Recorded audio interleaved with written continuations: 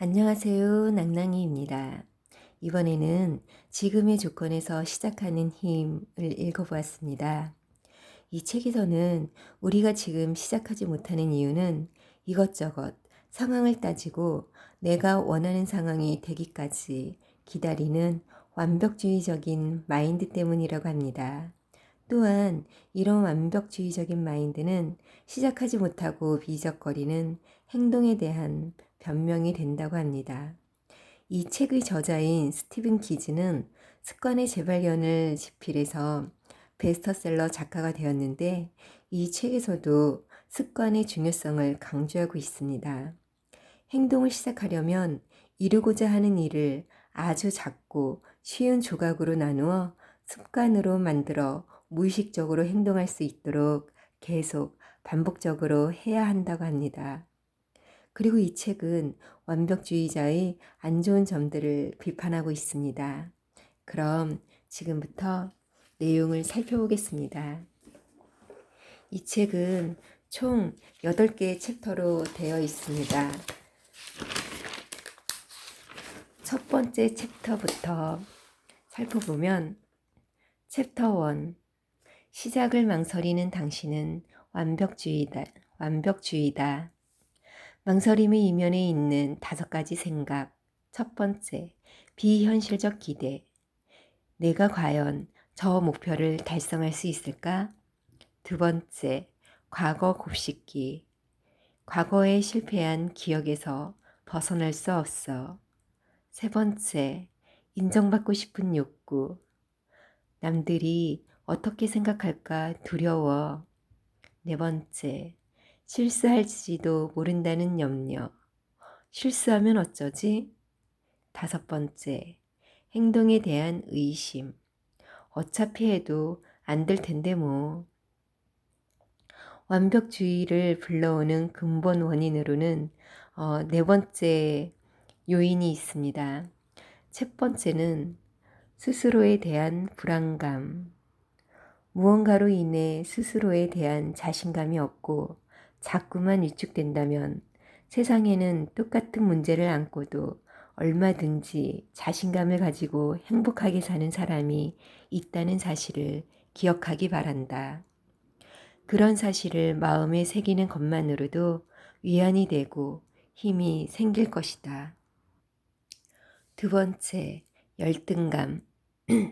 자존감이 낮은 사람일수록 열등감에 빠지기 쉽고 이는 자신의 결점에 지나치게 과민 반응을 보이면서 공격적 행동을 하기도 한다. 진정한 마음의 위안은 지금의 자신을 있는 그대로 받아들일 때 얻을 수 있다. 결점까지 포함해 자신의 본 모습을 포용하면 가슴을 후벼 파는 모진 말에도 굳건히 버틸 수 있는 방패가 생긴다. 세 번째, 생활에 대한 불만족. 네 번째, 성적 매기기. 이렇게 완벽주의를 불러오는 근본 원인에는 첫 번째로 스스로에 대한 불안감, 두 번째로 열등감, 세 번째로 생활에 대한 불만족, 네 번째로 성적 매기기가 있다고 합니다. 실수와 실패는 단기적으로는 역경이지만 긴 안목에서 보면 우리를 더욱 크게 성장시켜준다. 그러나 완벽주의는 이런 실수와 실패로부터 우리를 과보호하고 그 결과 우리는 시간이 지날수록 더욱 약해진다. 챕터 2 완벽주의가 왜 인생의 독이 될까? 정상적 완벽주의자는 상황에 따라 엄밀하지 않은 것에도 편안해하는 반면에 신경증적 완벽주의자는 그 어떤 것도 충분히 성에 찰 정도로 만족스럽지 않기 때문에 결코 만족감을 느끼지 못한다. 완벽주의가 의식의 긴장 다이얼을 최고조로 올리는 탓에 창의성과 집중력 그리고 잠재의식의 활동에 부정적인 영향을 준다. 자기 불구화라는 심리학 용어는 실패할 경우를 대비해 즉석에서 변명을 대기 위해 처음부터 고의적으로 스스로를 불리하게 만드는 현상을 가리키는 말이다. 예를 든다면 경주에서 타인에게 한 발을 먼저 양보함으로써 본인이 지더라도 상대가 먼저 출발했다는 변명거리를 만드는 것이다. 이런 자기 불구화의 출발점은 완벽주의다. 전진하다 걸려 넘어져도 우뚝 일어나 다시 씩씩하게 전진할 수 있는데도 미리 준비한 변명만 잔뜩 늘어놓으며 만족스럽지 않은 삶을 살아가게 만든다. 우리는 어떻게 해야 변할 수 있을까? 이 책의 궁극적인 목표는 완벽주의에서 벗어나 실행하는 자유를 되찾도록 도와주는 데 있다. 지속적인 변화가 발생하려면 뇌가 충분히 오랜 시간 동안 반복을 해 새로운 신경 전달 경로가 만들어져야 한다. 감정이 행동의 동기를 부여하기도 하지만 행동이 감정의 동기를 부여하기도 한다. 행동은 감정을 불러일으킨다. 우리는 행동에서 어떤 느낌을 얻기도 하고 느낌을 통해 무언가 행동을 하기도 한다. 그렇다면 감정과 행동, 어느 쪽부터 접근하는 것이 옳은 방법일까? 일단 행동부터 시작하는 것이 최고의 전략이다. 우리 인간에게는 감정을 이겨내고 행동하게 해주는 의지력이 있다. 더 많은 행동을 끌어내기 위한 최고의 출발점은 행동 자체다. 생각과 감정을 고쳐먹음으로써 행동을 바꾸는 것보다 행동을 먼저 취한 다음에 정신과 감정을 바꾸는 편이 더 쉽다. 챕터 3. 제대로라는 생각을 버릴 때 얻게 되는 것들.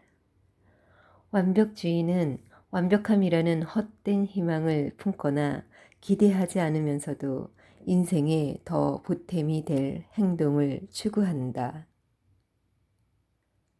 잘못 읽었네요.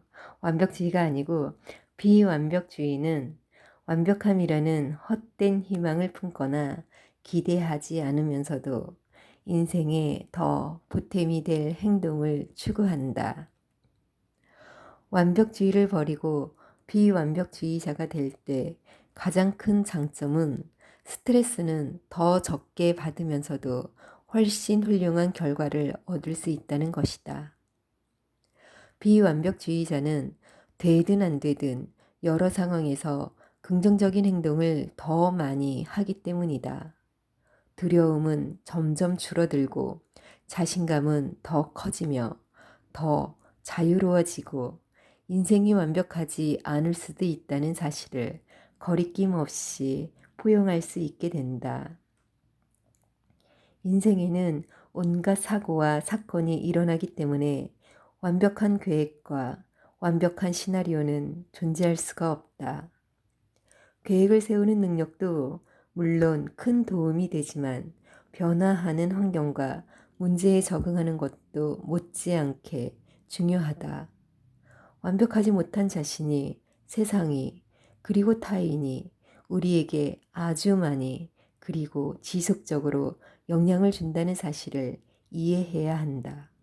이것이 바로 비완벽주의가 추구하는 인생의 과정이다. 비완벽주의의 가장 기본적인 마인드로는 결과에 신경 쓰기보다는 해야 할 일을 시작하는데 관심을 기울인다. 문제 자체가 아니라 문제를 해치고 나아가는데 더 많이 신경을 쓴다. 바로잡아야 할 부분이 있으면 해결책을 마련하는데 초점을 맞춘다. 남의 생각에 신경을 쓰기보다는 나 자신은 어떤 사람이 되고 싶고 무엇을 하고 싶은지에 더 관심을 기울인다. 잘하는 것이 아니라 일단 하는데 더 관심을 기울인다. 실패를 걱정하기보다는 성공을 더 많이 생각한다. 타이밍보다는 해야 할 일 자체에 관심을 더 많이 쏟는다. 챕터 4. 눈을 낮추고 지금에 만족할 줄 안다. 기대치를 0으로 줄이는 순간 자신이 가진 모든 것을 제대로 평가할 수 있게 된다. 라고 스티븐 호킹은 말했습니다. 완벽주의는 죄책감, 불안, 열등감, 낮은 자긍심, 성급함과 같은 감정을 만들고 비완벽주의는 만족, 행복, 기쁨, 차분함, 건강한 자부심의 감정을 만들어낸다. 왜냐하면 우리의 감정은 주로 기대치에서 만들어진다. 일반적으로 우리는 기대치를 채우거나 초과하면 긍정적인 감정을 경험하고 기대치에 못 미치면 부정적 감정을 느낀다. 단순한 진실이다. 시간이 흐를수록 실행 조건을 낮게 잡는 것이 압박이 심한 목표와 드높은 기대를 가지고 할 때보다 훨씬 자유롭고 자신감을 가지고 행동을 더 많이 실행할 수 있다는 사실을 깨닫게 될 것이다. 비완벽주의자는 어떤 결과가 나올지 미리 걱정하지 않을 때 결과를 향한 과정이 훨씬 쉬워진다는 사실을 잘 알기에 결과에 대한 고민에만 매달리지 않는다. 결과에 대한 무관심은 최선을 다할 거야. 그리고 어떤 결과가 나올지는 걱정하지 않을래. 라고 말할 수 있다. 이것이 인생의 황금 마인드다. 비완벽주의자는 결과를 위한 수단으로 과정을 이용하는 대신에 과정을 제대로 진행하는 데 몰두한다. 인생에서는 통제할 수 있는 부분에 집중하는 것이 언제나 가장 현명한 방법이고 여기서 통제가 되는 것은 결과가 아니라 과정이다. 그렇기에 과정에 더 관심을 쏟음으로써 결국에는 결과에도 더 집중할 수 있게 된다. 과정에 집중해라. 그것이야말로 지금의 상황을 바꿀 유일한 최선의 방법이다. 챕터 5. 과거의 실패를 곱씹지 않는다. 과거 곱씹기는 과거의 잘못이나 실패를 두고두고 생각함으로써 사태를 변화시키려는 절망적이고 헛된 시도다.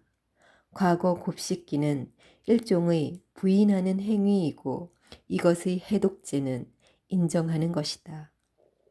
우리에게는 선택이라는 놀라운 힘이 있는데 과거 곱씹기는 그 힘을 포기하는 것이다.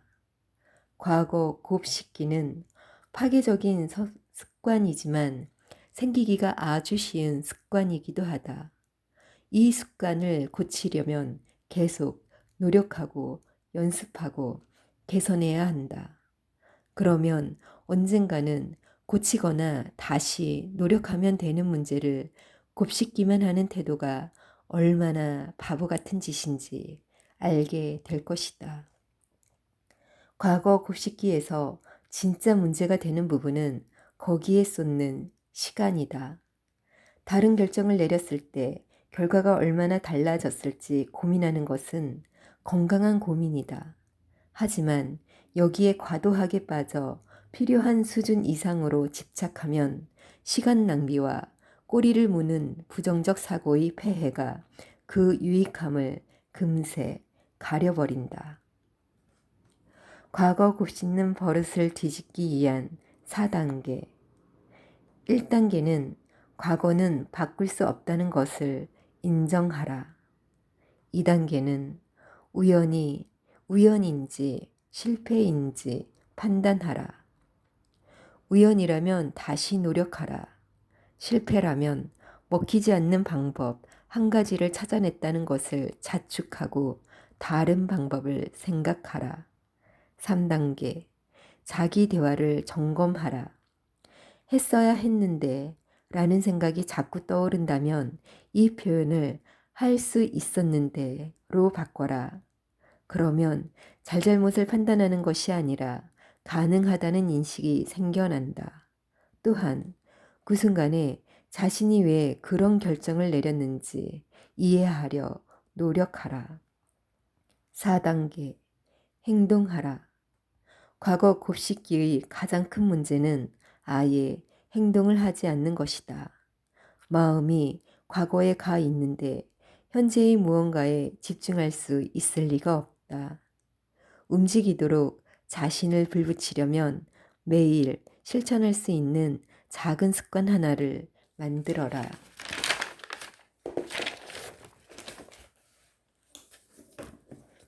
챕터 6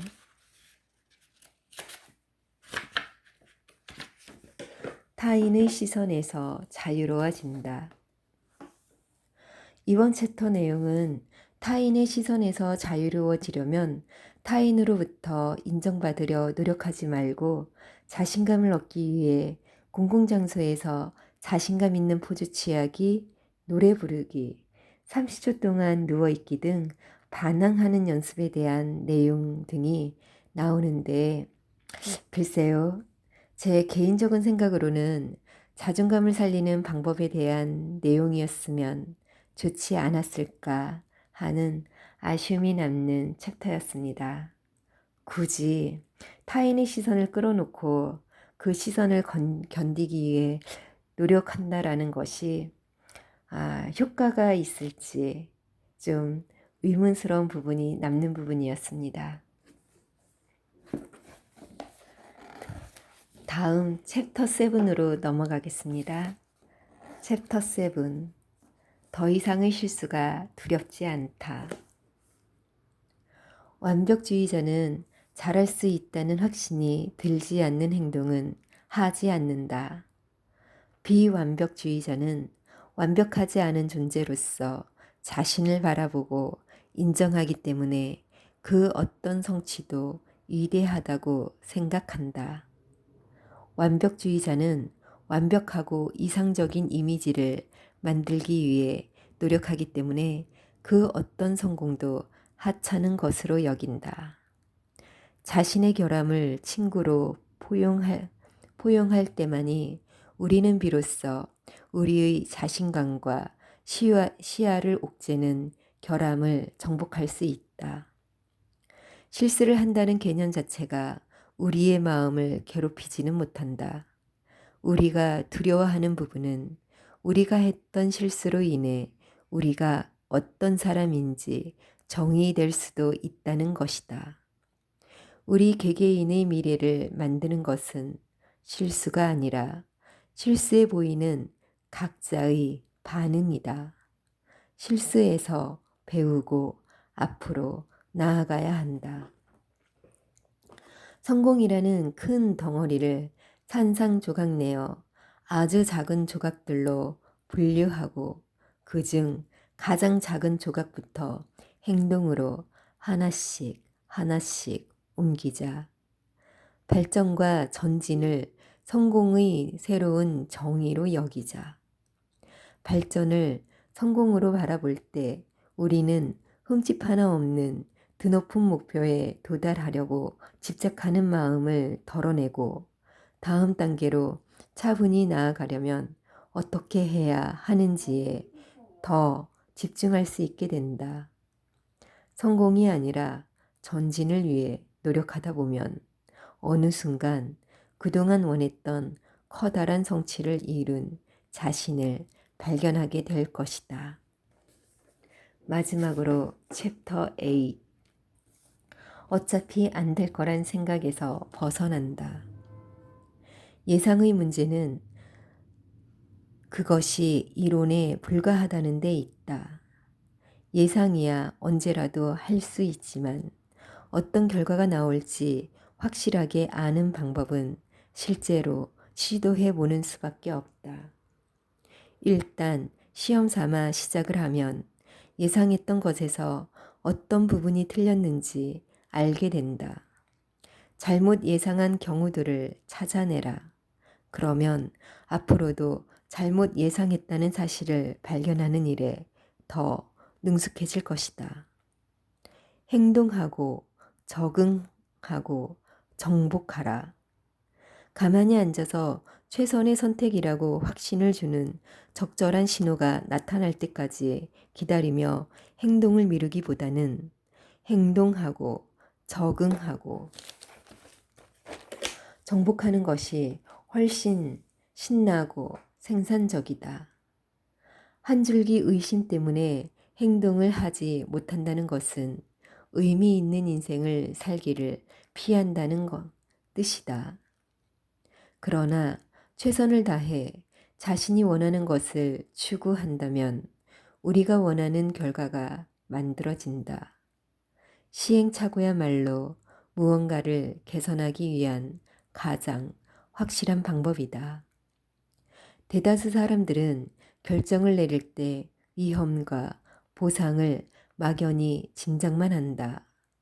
그러다 보니 자신의 목표가 추구할 만한 가치가 있는 목표인지 가늠하기 어렵고 실수를 하고 싶지 않은 마음에 새로운 정보만 잔뜩 찾아다니게 된다. 하지만 아인슈타인이 실수를 지적하면서 한 번도 실수를 하지 않은 사람은 한 번도 새로운 것을 시도해 보지 않은 사람이다. 라고 말했다는 사실을 기억하자.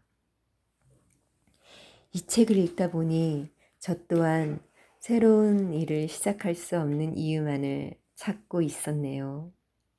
지금을 준비하는 과정이라 여기고 지금 상황에서 할 수 있는 것들을 다시 한번 찾도록 해야겠습니다. 나 자신을 알아간다는 것은 고통스러운 일인 것 같습니다. 자신에 대한 부정적인 면도 인정하고 넘어간다는 것이 말처럼 쉽지만은 않네요. 여기까지 낭낭이었습니다. 아시죠? 오늘도 화이팅!